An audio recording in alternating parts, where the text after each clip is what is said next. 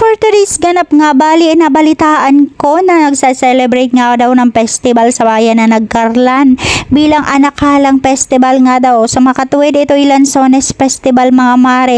Dahil medyo nga high blood nga ako sa aking puso. Diyos ko po, Rode.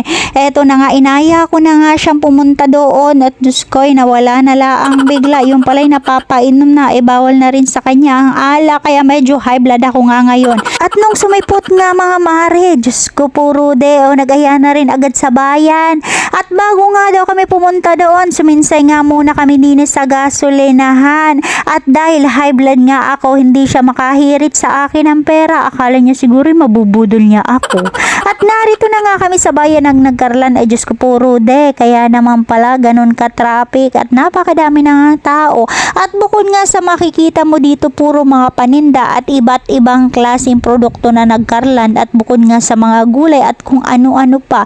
Balik competition nga pala ito ng mga ginawa nilang Anakalang. Hindi ko alam kung anong made up dyan. At nung aking lapitan nga, yung pala ay gawa nila sa mga bunot. Na kung ano ang sa English ay bahala na kayo. I-search nyo na lang. Hindi ko rin alam. Anyway mga mari, yun laang naman talaga ang mga nakita ko dito. At bali, nag-award lang naman sila. Tapos may pa-concert nga sila hanggang madaling araw. At bali competition nga lang din ito ng ganyan. Mga simba-simbahan, bahay-bahay. Na kung saan nung isang taon nga ito ay mayroong mga paninda. Sa pagkakataong ito, pinasok ko nga ay wala naman. Dahil last day na nga ito ng festival dito, kaya naman ako'y nakiusulaang, ako'y makikitingin ka ako kung anong mabibili baga. Sa awa ng Diyos, ang aking nabililaang naman ay pagkain. At nag-ikot-ikot pa nga kami ni Puso kung ano pa baga dito. Sa kabila na ako'y high blood sa kanya, kami nag-ikot-ikot pala. Ang kunyarian ay kala mo hindi nag-aaway. At nakita ko nga ito, bali may mga booth nga sila dito na kung saan ang mga nakadisplay ay kamoting kahoy.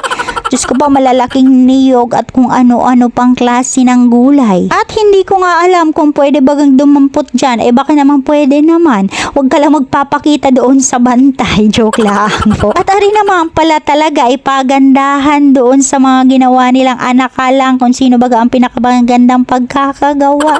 Diyos ko puro, at namin pala naman nito. Hindi ko na nga mabilang. At nag-aya pa rin ako nga dito kay Puso at may nakita nga akong lechon. Diyos ko po, nung aking tanongin, 700 daw ang kilo, ay sabi ko'y pass. At gawa ng matataas ang presyon. Bukod nga sa mabigat sa bulsa, itataas palalo ang iyong presyon. Nag-aya na nga ang aking si Puso. Dinila lang daw kami sa mga tindahan ng mga damit at kailangan niya nga daw ng pampasok na jacket.